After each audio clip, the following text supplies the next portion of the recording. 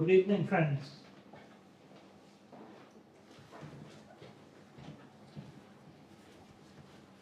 Welcome to the Center for Islamic Studies and to our annual King Faisal Prize lecture. This lecture series was initiated in 2024, and the idea is for these lectures to bring the prize laureates to Oxford to lecture on their scholarly work. The prize was started in 1979, and it recognizes outstanding work of individuals and institutions in several areas. One of the aims is to enrich human knowledge and develop mankind, and it does that very well. Several of the laureates have gone on to win the Nobel Prize. Allow me to introduce or rather to welcome Dr. Abdulaziz Al-Sabel, the Secretary General of the King Faisal Prize, and our partnership has made this possible, and we are very grateful to the Foundation. The speaker today is Dr. Mohammed Hashim Ghosheh. He's a scholar who has authored several historical and documentary books on Al-Quds or Jerusalem. His Encyclopedia Palestinica in 24 volumes is the largest illustrated documentary work on Palestine. Welcome, Dr. Ghosheh. Thank you very much. Allow me to also welcome two other prize laureates, Professor Carol Hillenbrand and Professor Robert Hillenbrand. Robert is an anniversary fellow at the center, and he was also the inaugural speaker in the series 2 years ago. Robert will chair this lecture. Robert, over to you. Thank you. Can you hear me? Yes. Yes. Or shall I use this thing? I'll do without it. It's a great pleasure for me to introduce Dr. Ghosheh. He has a remarkable record of lifetime commitment to Jerusalem. He has a handful of degrees in mass media and communication, in archaeology and Islamic architecture, and in modern history. He has written a mountain of books, and in particular, I'd like to draw attention to his books on the Dome of the Rock and on the Aqsa Mosque, which cover these two central buildings in the Islamic tradition in full documentation. And I would be remiss not to mention also his work on the Palestinian Encyclopedia with some 24 volumes and 7,000 articles. So I look forward particularly to what he's going to talk about today, because it's very close to my own heart. Back in 1990, I spent 2 weeks in the Dome of the Rock, and it transformed the way I look at Islamic architecture. And I look forward to him showing us just why that is the case. These mosaics are the earliest large body of mosaics in the Islamic world. I've climbed up the scaffolding and touched them, and I can tell you, although they look smooth, touching them you realize it's like a ploughed field with undulations and constant changes in place, so that they catch the light and refract it in all sorts of ways, and it is this that makes them live. But that is your job now. Thank you. So, welcome to Dr. Ghosheh. Thank you so much.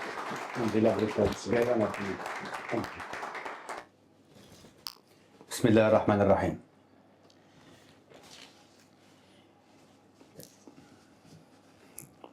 Good evening. It is truly an honor for me to be here today, giving a lecture in the Oxford Center for Islamic Studies on the mosaics of the Dome of the Rock in Jerusalem.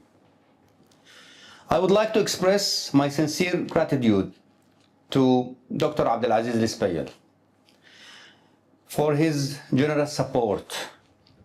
I also extend my heartfelt thanks to the King Faisal Prize for their kind invitation, and to the Oxford Center for Islamic Studies for hosting this academic event. Al-Aqsa Mosque is located in the city of Jerusalem and is regarded as the first Qibla in Islam, the second mosque established in Islam, and the third holiest site in the Islamic tradition.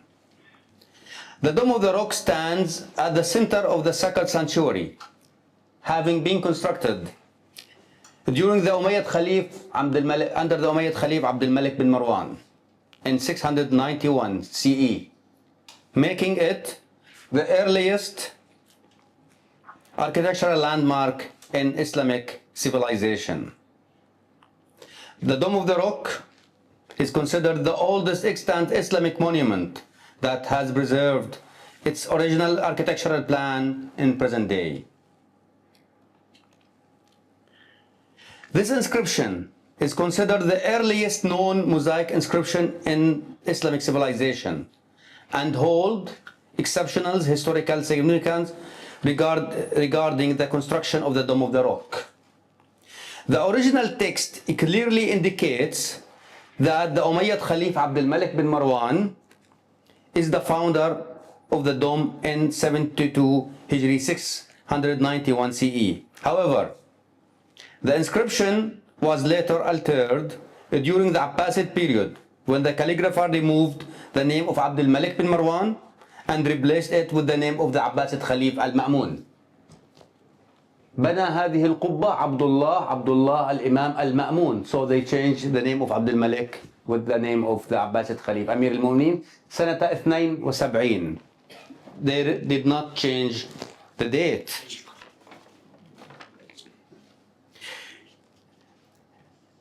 Nevertheless, the inscribed date of 72 Hijri remained unchanged, providing clear evidence that Abdul Malik bin Marwan is the true founder of the Dome of the Rock.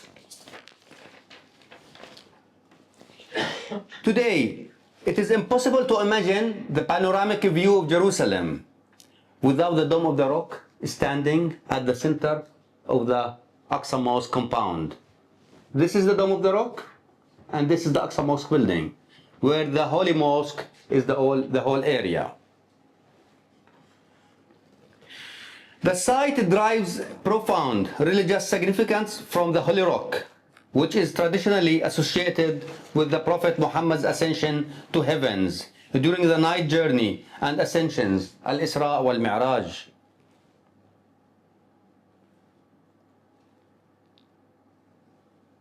This is the Holy Rock from the upper drum of the Dome of the Rock. During the reign of the Umayyad Khalif Abdul Malik bin Marwan, the Dome of the Rock was adorned with gilded mosaics on both its interior and exterior surfaces. These mosaics played central role in showing the beauty and meaning of the monument. An imaginary construction illustrating how the external mosaics appear on the octagonal facades of the Dome of the Rock during the Umayyad period. During my research in the Islamic Museum of Al-Aqsa Mosque, I found a unique archaeological evidence, which was the only surviving fragment discovered beneath the Ottoman Iznik tiles during the renovation of the Aqsa Mosque and the Dome of the Rock in the year of 1964. The fragment represents a rare physical example of the original mosaic decoration that once covered the exterior of the Dome of the Rock in the early Islamic period.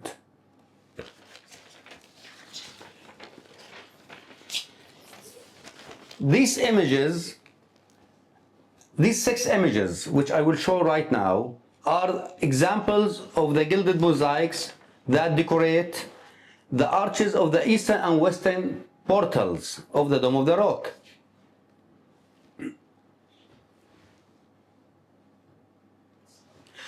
Unlike the northern and southern portals, which were later covered with Ottoman tile works, these mosaics have remained in their original position.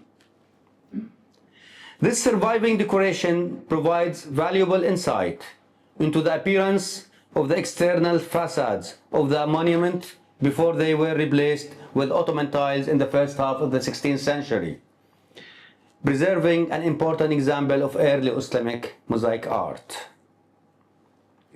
By the 16th century, the exterior mosaics had become worn and damaged. These are examples of the Islamic law code records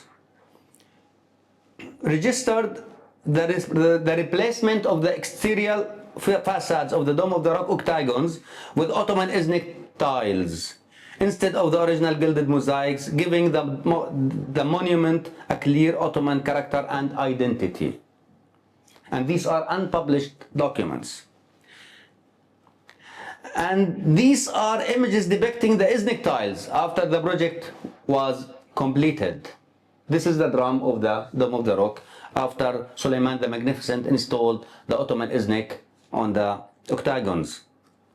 And these are some examples from the mosaic inscriptions dated 1807 from the period of Sultan Mahmud II, telling about the renovation of the Dome of the Rock and the replacement of the tiles during his reign.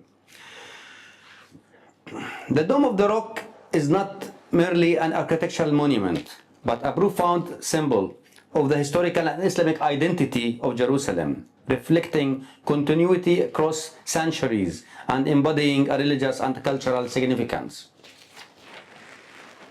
The burning of Al-Aqsa Mosque in 1969, along with the historical member of Salah ad-Din al-Ayyubi, which was mentioned and described by Ibn al-Athir al-Jazari in his book Unmatched in Islamic World, as well as the bombing of the Islamic and Christian historical monuments in Gaza, clearly demonstrates that documenting these historical and architectural sites has become one of the urgent necessities or the greatest challenges facing historians, archaeologists, and architects, who bear the responsibility of preserving and recording this human heritage. This necessity goes beyond academic interest and becomes a civilizational and ethical responsibility aimed at safeguarding a priceless historical legacy and ensuring its continuity. In this context, I conducted a critical review of earlier studies from the 19th century by Western scholars on the Dome of the Rock. While these works represent important scholarly contributions addressing historical, artistic, and architectural aspects, they were not comprehensive because they focused on selected parts of the monument. Among the most notable scholars, Melchior de Vogue, Max van Bersham, Oleg Grabar, and others, and our Professor Hillenbrand, he's my professor because he's our teacher in the history of Jerusalem. It's a great honor to me today to give a speech. Okay. The studies of these great scholars helped me for a valuable intellectual foundation, which motivated me to attempt a more complete documentation encompassing every single element and detail of Al-Aqsa Mosque, including the Dome of the Rock. Between 2000 2010 and 2019, I carried out a comprehensive architectural, historical, and archaeological academic documentation project of Al-Aqsa Mosque, including the Dome of the Rock.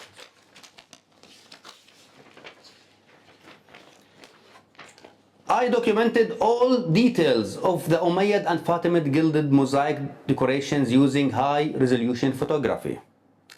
The aim was to record the finest details and ensure the possibility of reconstructing or restoring any part that might be damaged. All images were taken from equal heights, aligned with each decorative element, ensuring the absence of distortion and preserving accurate proportions. To achieve this, I constructed wooden scaffolding that enable access to all levels of the structure. This allowed me to carry out the survey and photographic work at heights reaching up to 20 meters under carefully controlled geometric conditions. The total documented area reached approximately 1,800 square meters. This represents the largest mosaic surface preserved from Islamic civilization on the facades of the oldest Islamic monument that still retains its original architectural plan. This is an example of the upper drum of the Dome of the Rock, as shown in this view. Is richly adorned with magnificent vegetal and geometric mosaics decoration that reflects the artistic identity of the early Islamic craftsmanship. So I had 4 images showing or depicting the upper drum of the Dome of the Rock. And this is an example of the decorative details from the ornamentation adorning the upper drum of the Dome of the Rock, presented with the gold background isolated in order to highlight the finest design. So I removed the background just to show accurately every single detail in this decoration or in this art design. And this is another image showing the decoration from the upper drum.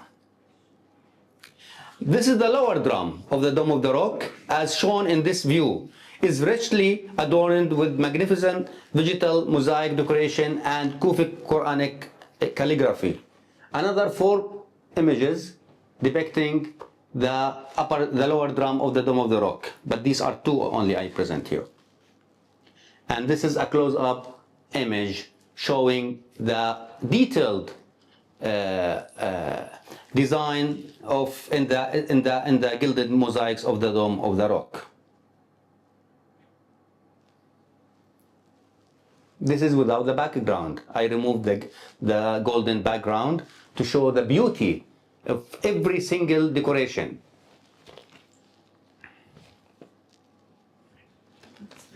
And these are 4 images to show the circular arches that carry the drum of the Dome of the Rock.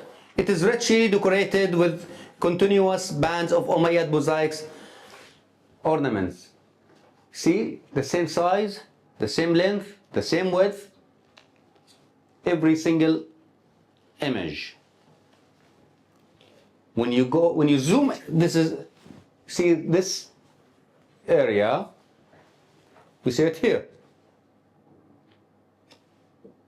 And this is without the background. Another image without background. Another image for the northing arcade. This is a section from the northing arcade, and this is using Photoshop, removing the background of the gilded mosaic to show the beauty of the decoration and design. This is 3 of 8 interior sides of the octagons within the Dome of the Rock are shown here. The images are represented at the same dimensions and scale as you see. It was not easy to capture pictures in the same scale. That's why it took me 8 years to finalize this project. This is another example. The mosaic background has been removed here to reveal the full beauty of the details of the design. See, this is the original image, and this is after removing the background. The image on the left shows the composition in the complete form, while the image on the right presents the same view after the removal of the ground layers, allowing the decorative elements to be seen in greater clarity. The palm tree, and here is the palm tree.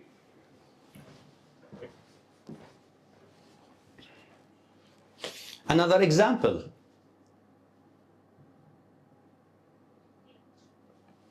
More examples. 4 of the 8 interior sides of the octagons within the Dome of the Rock, shown here. The images are presented at the same dimensions and scale again. This is the Quranic inscription in Kufic calligraphy, and these are 4 of 8 octagons. A close-up view of the interior octagon of the Dome of the Rock, showcasing remarkable details of the decorative ornamentations and the epigraphic inscription. Another example. A view of the gilded mosaic decoration adorning the arches that support the interior octagons of the Dome of the Rock. These arches have been documented with I used to sleep below the arch directly and to capture the image of the arch, and when I shift to the next arch, I supposed to stay and sleep in the same place, the same exact point, to have them all the same size. And these are 24 arches decorated with Islamic gilded mosaics. And this is another example showing the arch from below, and after removing the golden mosaic from the background.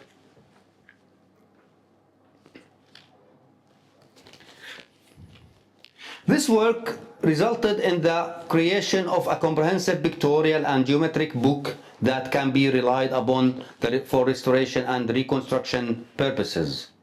The book adheres to precise scientific and architectural standards in pioneering contribution to the study and preservation of Islamic architectural decoration, ensuring that Jerusalem remains present in both memory and collective consciousness. My photographic documentation, when compared with the earlier documentation carried out by Ghosheh, for example, and later cited by Max van Berchem, revealed that difference from the actual appearance of the decorative motifs as clearly shown in this image. This is my image, and this is Max van Berchem, and this is Ghosheh. But here we can compare. This is Max van Berchem, Ghosheh, and my picture. When you look here, they missed 2 words. But here the word is هذا البلور, this mosaics. So the present and modern photographs gives great deal about the details of every single decoration inside the dome, inside the mosaics of the Dome of the Rock. This Fatimid inscription dated to 418, 1027 to 1028 CE, records the restorations of the mosaics of the Dome of the Rock and is located within the mosaic decoration of the inner lower drum of the structure. The middle and right drawings, or here it's the upper and the middle drawings, produce Ghosheh and Max van Berchem in the second half, from the second half of the 19th century, represent early attempts to document the inscription. The lower one, taken by me, provides a clearer record revealing details that were not fully captured in the earlier drawings and highlighting the importance of modern documentation in the study of Islamic epigraphy and art and architectural art. Here is another example can be seen when comparing a late 19th century drawing published by Dufourguet of a mosaic tree with a modern photograph that I took in 2018, where clear difference in details become evident. Comparing this one with this one, we see there is difference in the grapes here and even in the leaves. So this is the drawing and this is the original picture. This is the photographs.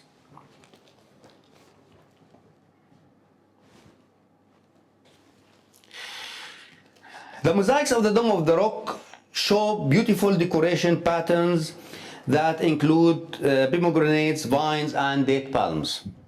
These elements are arranged in a rich and colorful style using gold backgrounds, creating a sense of harmony and movement. Similar plant motifs can also be seen in other mosaics from the Byzantine and early Islamic world, which shows that artists shared common ideas, styles, and values. The repetition of fruit and plants reflects both artistic beauty and symbolic meaning, linking nature with the religious importance of the place. The mosaics of the San Vitale in Ravenna in Italy dated 1547, before the construction of the Dome of the Rock. So this is earlier. Show clear similarities with the mosaics of the Dome of the Rock in Jerusalem, dated 691 CE, particularly in the use of gold backgrounds and rich decorative style in the arches. This arch.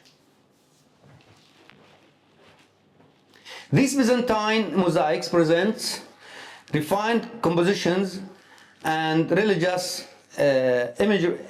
imagery reflecting an early shared values in monumental mosaic art. This is the arch of the Dome of the Rock, and this is the arch of San Vitale. So there is shared values between Byzantine art and early Islamic art.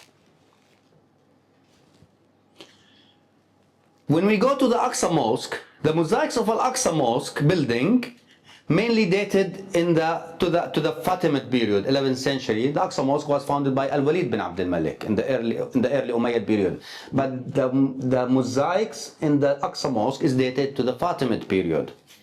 Show clear, the mosaics of the Aqsa Mosque building display notable similarities with those of the Dome of the Rock, 691 to 692, especially in their gilded decoration and ornamental style. They include entrancing patterns and a Kufic inscription recording the mosque restoration under the Fatimid Khalif al-Zahir li-Azaz Dinillah al-Fatimi in 1021 to 1036 CE, demonstrating continuity in artistic tradition within Jerusalem. So this is the shape. This shape is not far from this shape.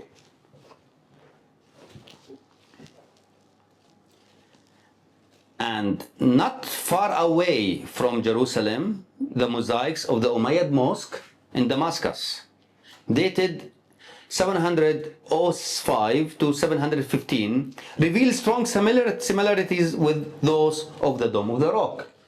This is the Umayyad Mosque facade, and this is the Dome of the Rock.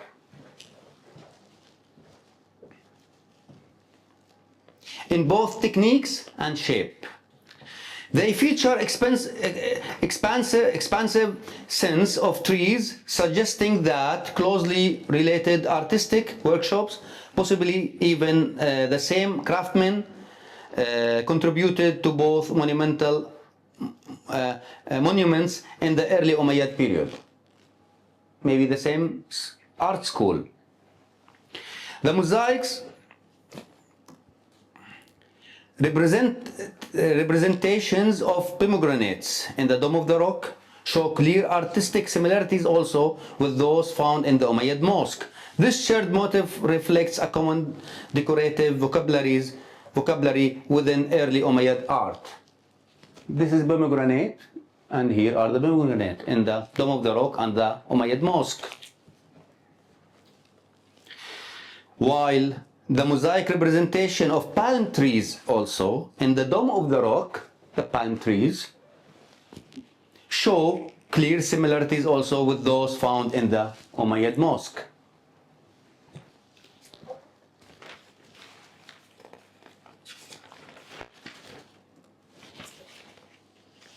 While the vegetal mosaics of the Dome of the Rock in Jerusalem and the Umayyad Mosque in Damascus display clear similarities also and shared values in their ornamental composition and artistic language.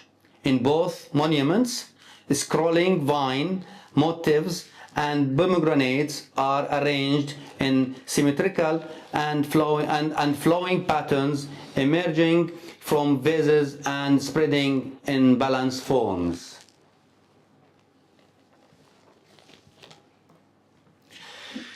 The mosaics also of the Church of the Nativity in Bethlehem, dated 1169 from the Crusader period, share artistic similarities with the mosaics of the Dome of the Rock dated 691, particularly in their use of flowers and ornaments.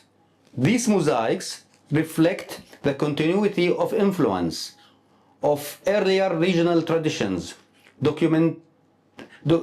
demonstrating how the visual language of monumental mosaics continued across centuries and religious contexts. Thank you very much.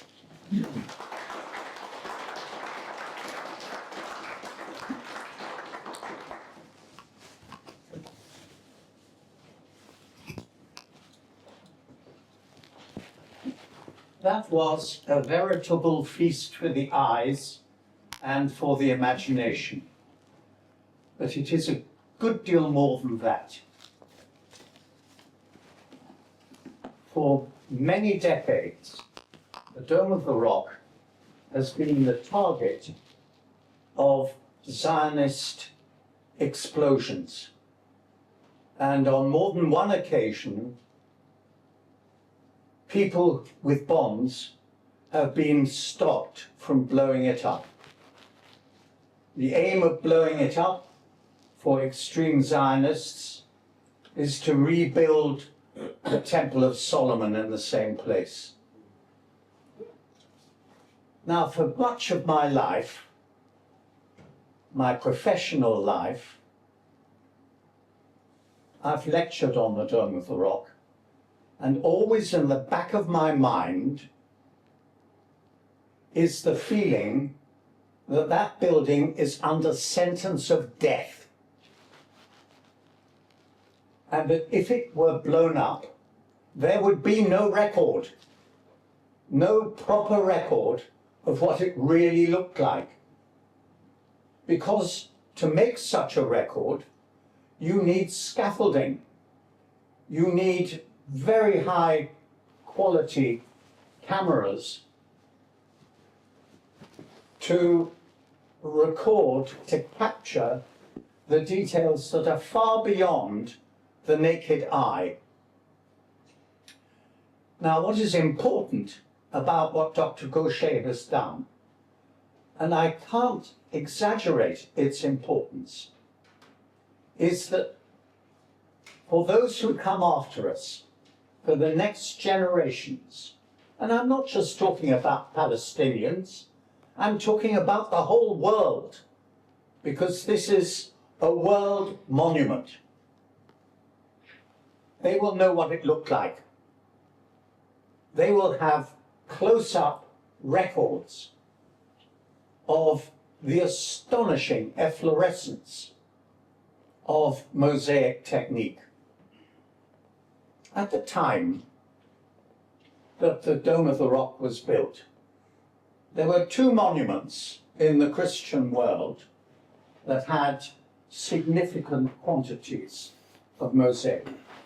Old St. Peter's, now gone, and the Hagia Sophia in Constantinople, in Istanbul. But neither of them had as much as the Dome of the Rock, 1,800 square meters. And in my own work on the Damascus Mosque, I've calculated that the Damascus Mosque had something between 6,000 and 7,000 square meters of mosaic. Now, in their contemporary context, these two monuments were just out of sight, more elaborate, more ambitious, more colorful than anything that existed in the Mediterranean world. So this is a reason not just to put your hands together, but to really cheer the man who has done this. He has created a monument for the future. Thank you very much. Thank you.